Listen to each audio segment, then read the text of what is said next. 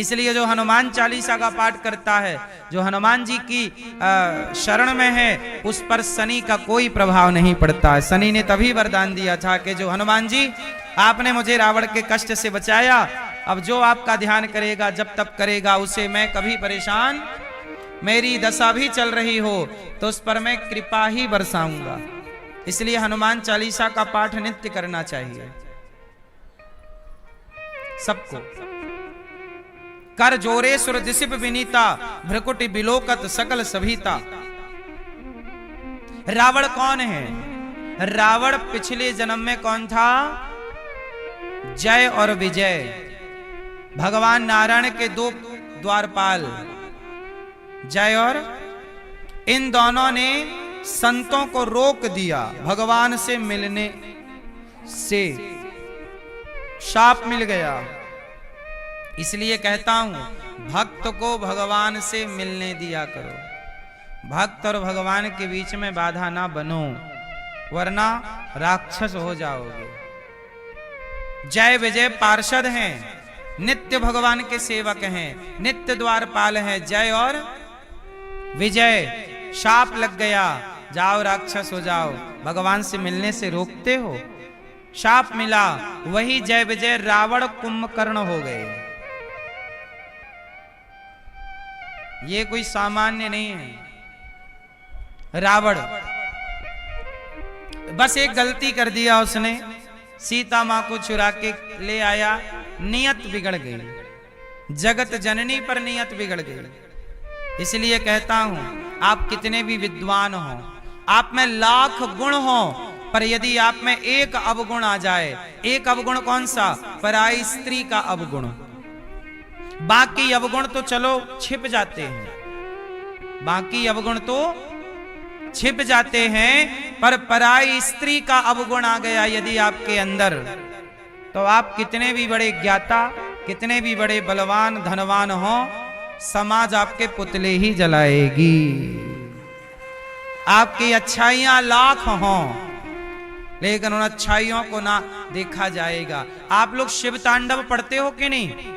जटाटवी गलत ज्वल प्रवाह पावित स्थले, गले वलम विलंबिताम भुजंग तुंग मालिकाम, डमट डमट डमट डमन निनाद डमर वयम चकार तनो तुनः। ये किसने रचना की? शिव तांडव रावण ने। सोचिए तांडव, जो शिव तांडव हम और आप लोग पढ़ते हैं, वो लिखने वाला कौन था? रचने वाला कौन था? जरा सोचो कि रावण कितना विद्वान था। रावण ने एक पुस्तक लिखी है, उस पुस्तक का नाम है रावण संहिता। आज भी पढ़ी जाती है, ज्योतिष की बहुत बड़ी पुस्तक है वो। रावण इतना विद्वान था कि उसके लिखे ग्रंथ त्रेता के बाद द्वापर निकल गया, द्वापर के बाद कलयुग चल रहा है, युगों बाद भी रावण की पुस्तक पढ़ी और सुनी जाती है। रावण संहिता, रावण संहिता के अनुसार ही ज्योतिष का हिसाब किताब चलता। मतलब बहुत बड़ा पंडित था वो, बहुत बड़ा ज्ञाता। इसलिए तो कहते हैं, इसलिए तो कहते हैं, हाँ कहते हैं कि वेद जो पढ़ते हैं, वेद जो पढ़ते हैं, ज्ञानी कहलाते हैं। वेद जो पढ़ते हैं, ज्ञानी कहलाते हैं। पर रावण के जैसा, पर रावण के जैसा कोई ज्ञानी कहाँ होगा। जब भक्त नहीं होंगे, भगवान कहाँ होगा।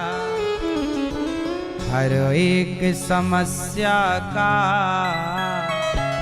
समाधान कहाँ होगा।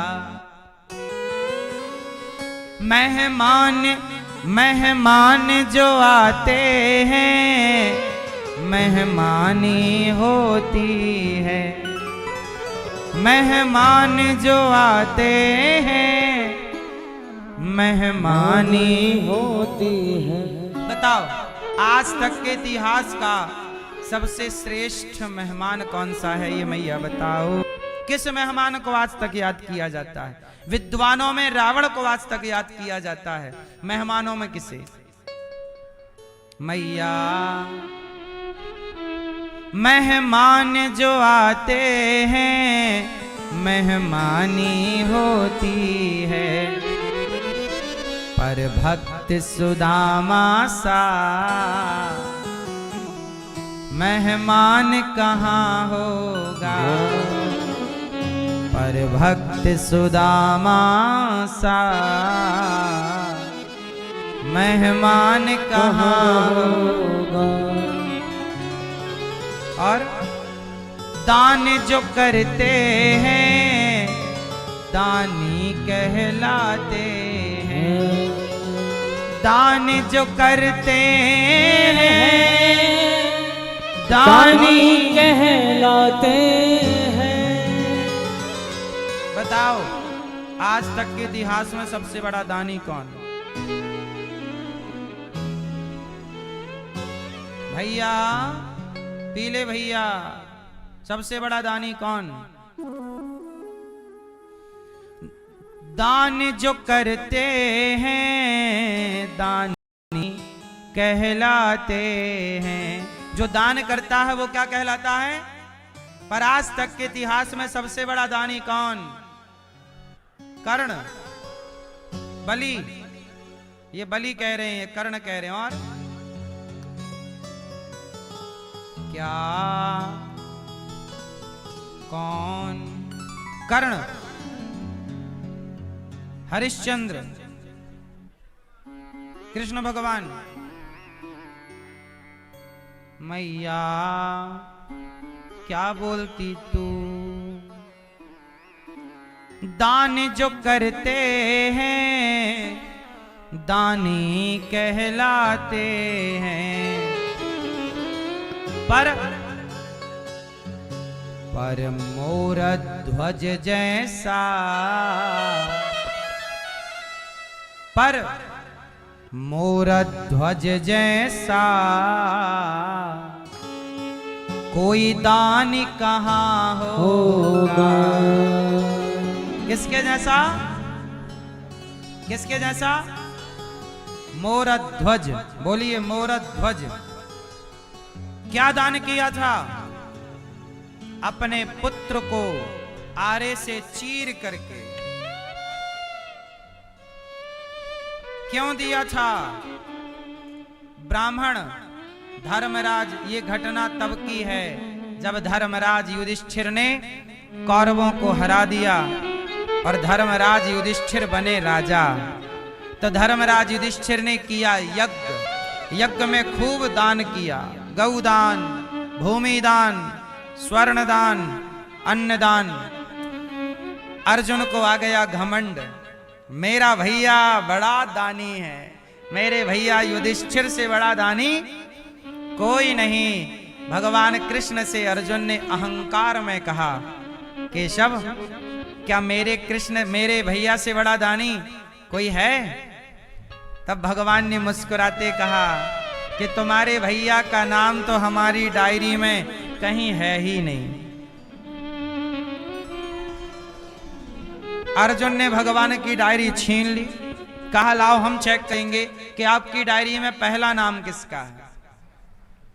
तो भगवान कृष्ण की डायरी में पहला नाम था मोर ध्वज का। अर्जुन बोले प्रभु ये कौन है, मैं नहीं जानता।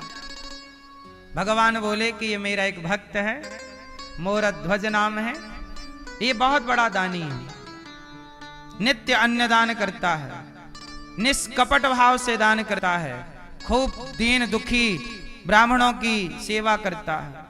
इसका नाम मेरी डायरी में सबसे पहले है, सबसे ऊपर। ये देखो मोर ध्वज। अर्जुन बोले प्रभु मैंने तो नाम भी नहीं सुना। भगवान बोले मेरा भक्त गुप्त रहता है, किसी के बीच में नहीं। अर्जुन बोले मैं नहीं मानता कि दानी है, मैं परीक्षा लूंगा। चलो परीक्षा लेवाओ। और परीक्षा में पास होगा तब मैं मानूंगा कि तुम्हारा भक्त बड़ा है, वरना जंगल में मोर नाचा किसने देखा, हम कैसे माने। अर्जुन बोले चलो। भगवान बोले मेरे को तो डाउट नहीं है, पर आप कह रहे हो तो चलो। तो अर्जुन और कृष्ण दोनों चले परीक्षा लेने, और दोनों बन गए पंडित जी, ब्राह्मण बन गए। रूप किसका बनाया, ब्राह्मण का रूप बनाया।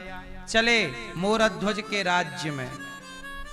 मोरध्वज के यहां जब चले तो ब्राह्मण बन के गए। अच्छा यमराज जी को बुला लिया, यहां आओ, तुम बुढ़े शेर बन जाओ, परीक्षा लेना है ना, तो रूपरेखा तैयार करो। हम दोनों बनते हैं ब्राह्मण और तुम बन जाओ शेर।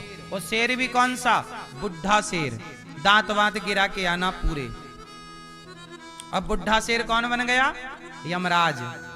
अर्जुन बन गए ब्राह्मण, भगवान कृष्ण बन गए ब्राह्मण, और चले मोरध्वज के यहाँ। मोरध्वज के यहाँ पहुंचे। महाराज की जय हो। मोरध्वज ने देखा कि दो ब्राह्मण आए हैं, सिंहासन से उतरकर ब्राह्मणों को बिठाया, चरणों को धोए। कहा मोरध्वज ने कि हे ब्राह्मण देवता, आप हमारे द्वार पर आए, बताइए हम आपकी क्या सेवा करें। तो भगवान कृष्ण बोले, जो ब्राह्मण बने आए थे, भगवान बोले कैसा है राजन, हम बहुत बड़े दानी हो। मोरध्वज बोले प्रभु हम तो भगवान के छोटे से दास हैं, छोटे से सेवक हैं, हम कहाँ दानी हैं, दानी तो भगवान हैं, दाता एक राम, भिखारी सारी दुनिया। भगवान से बड़ा दानी कौन, सच बताओ सबसे बड़ा दानी कौन है, भगवान हैं, जिन्होंने हमें आंख दी, हमें 2 आंख दान की है। किसने, हमारे भगवान श्रीमन नारायण ने। हमें 2 पांव दान किए हैं, भगवान श्रीमन नारायण ने। हमें 2 पांव, भगवान ने हमें पांव ना दिए होते तो हम कैसे चलते, आंख ना दी होती तो कैसे देखते। तो भगवान सबसे बड़े दानी हैं, जिन्होंने आपको भी 2 आंखें दी हैं। बोलो हाँ, 2 पांव दिए हैं, मुंह दिया है, सुंदर सा जीवन दिया है, दानी तो भगवान है। मोरध्वज बोले भगवान सबसे बड़े दानी हैं।